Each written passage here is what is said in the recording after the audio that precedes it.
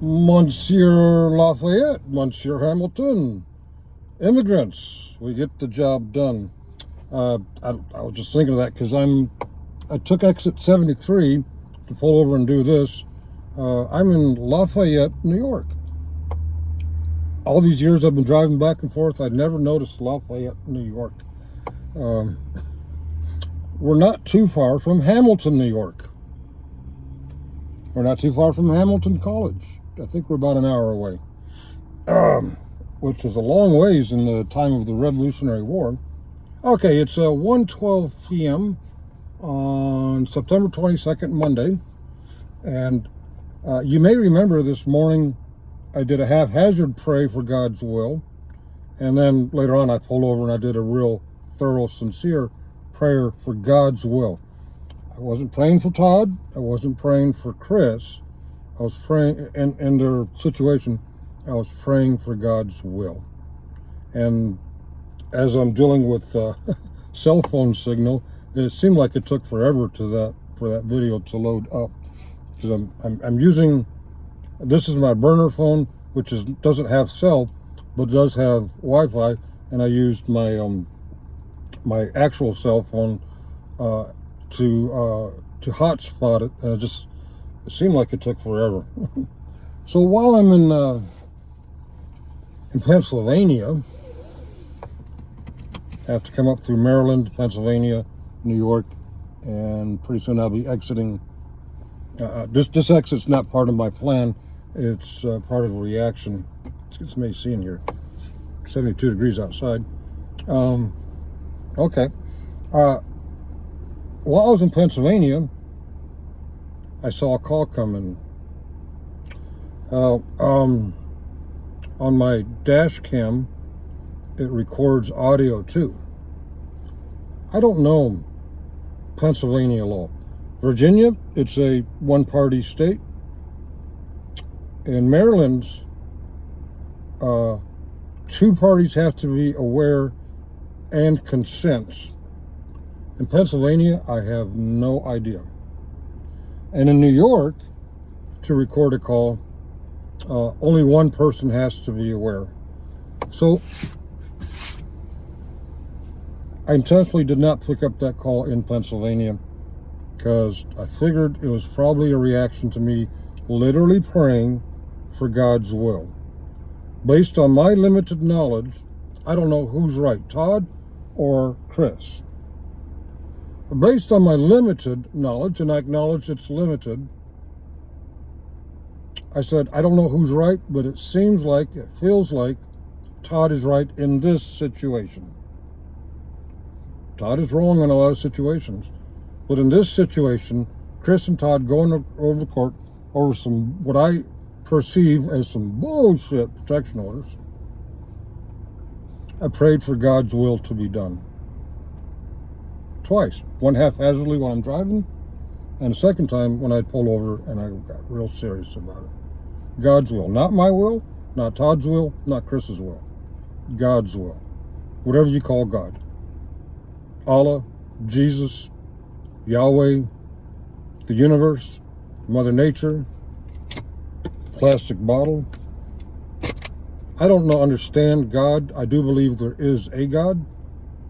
I don't really understand him because I got this little brain, and whatever God is did the whole universe. This whole brain understanding that? Not possible. So what I do as a recovering alcoholic and as a Unitarian, I try to pray for God's will. Not to win the lottery, not that someone gets a green light, because someone else might need that green light. God's will.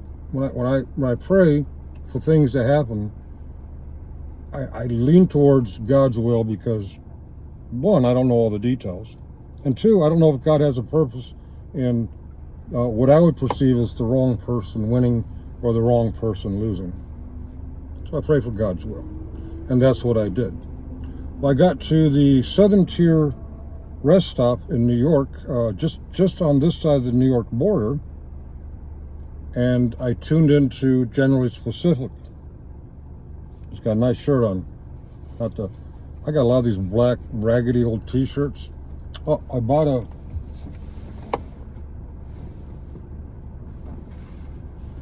Oh shit, I put it in the way back.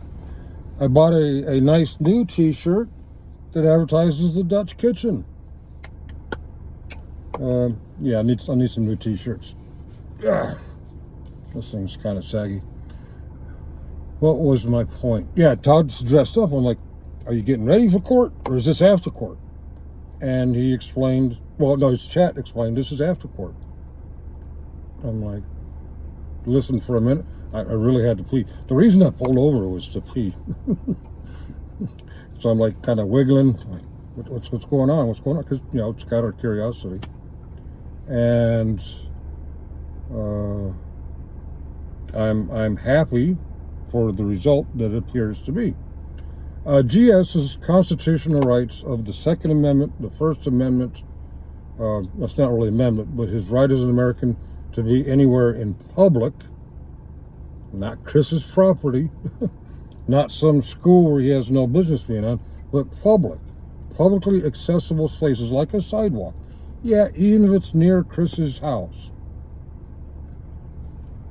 Before I learned all this First Amendment auditorship, I was shocked. I was completely shocked that a man from down near King's Dominion, what's that name of that town down there? He came up to Alexandria with a gun and a camera. And he stood across the street in a public park on a public sidewalk filming a house that belonged to, at the time, the Democratic leader of the lower house. I can't remember what it's called. You know, you have the Senate and the House of Representatives on the federal level. At the Virginia level, we have something very similar. One's called the Senate. I forget what the lower one's called. But the leader, the Democratic leader of that lower house, he was pushing some gun safety legislation.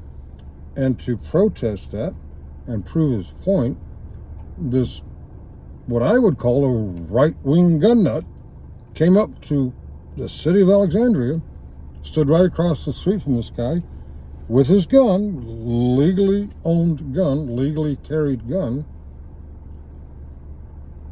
I'm sorry, this is YouTube. I'm supposed to say pew pew. And his camera. Of course, the state representative called Alexandria's finest. Alexandria's finest came. Yeah, he has a right to have a gun. He has a right to stand there in public. He has a right to aim that camera anywhere he wants to. I disapproved of aiming the camera at the house. I was shocked that he was allowed to be politically leaning this way with his gun. I was a little bit ignorant. He has a Second Amendment right and a Virginia state law right to carry that gun. He has a First Amendment of the United States Constitution right to carry that camera and use it.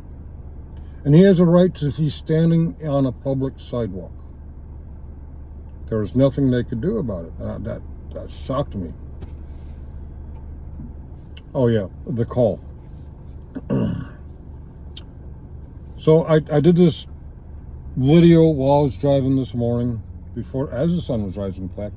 Actually, when I was bored, I played it back, and it looks like at the start, I can't see me, but as I rambled on for about 30 or 40 minutes, I slowly came into view because it was getting more and more daylight out. So once I was in New York, I'm like, all right, I don't know what this call's about. It's probably going to protest about my video because I like and support the guy on most issues, but I knew he was going to bitch and complain about that video.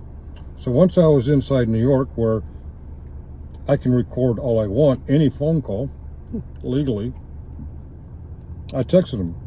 Did I miss a call? Miss a call. And sure enough, my phone rang. Turns out I didn't have to worry about if I was in Maryland or Pennsylvania. I could be anywhere. Because he opened the call with, I don't know which state you're in, but I'm in a one-party state and I'm recording you. Yay! I don't have to announce what state. I mean, I did announce that I'm in New York, but it don't fucking matter. You're already recording the call, irregardless of where I might be, and you're stating that you are recording. So, two parties know, and two parties consent to the call being recorded. He opened up that way. It's all recorded right there. Dude is losing his shit. Now, I made the mistake of coming up here on a pure vacation. That means no work. That means no First Amendment auditing. That means if I do anything on YouTube, I'm watching. Maybe I'll join a panel if I have time. But I'm up here just to relax. So I didn't bring any computers. So I got to find a way to get it from that device to the internet. But it might have to wait till I'm back in Virginia. But that's okay. Right after I'm done with this YouTube video, I'm going to replace the memory card in that there camera. If I can't get to it before I get back to Virginia, when I get back to Virginia, Chris, I'm going to air it. 1, I have your consent. 2, I have my consent. And 3, you acted like a total fucking jackass. And people need to be aware of it. In fact, I'm going to do that right now. All right. There's the camera. There is Chris's idiotic ramblings of a paranoid, and I get it, Chris. I think if I'd been through all that you've been through with JJ and Ray and Kaiser, I might be traumatized and paranoid too. Todd is not dangerous unless you physically attack him. And then Todd will defend himself. I don't know if he would win or you would win. I don't know. I've never met Todd. I thought he was a lot shorter than he is. He's apparently a lot taller than we thought. Because of some recent videos that came out.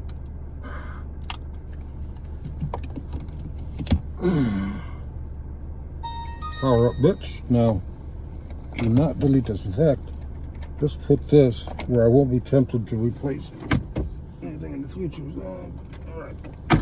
Recording started. Recording started. All right. Now I'm going to stop this. I don't know what's on this one, but I'm going to format the disc so that as I drive around New York, I might get some new material. Hell, I might have to buy a cheap computer just so I can. Wait a minute, I got that new Mac. I brought the new MacBook, but I don't know how to use it yet. It was kicking my ass. Recording started. Okay, recording started. Okay, so we can start all over again. Chris, I get it. If I dealt with Wrangler and JJ and Ray the way you have, I might be a little PTSD'd and paranoid. And that's what you are. You got nothing to fear from Todd, in my, unqualified opinion. All right, hotspot is on. And quite frankly, I think you're overplaying your hand on this one.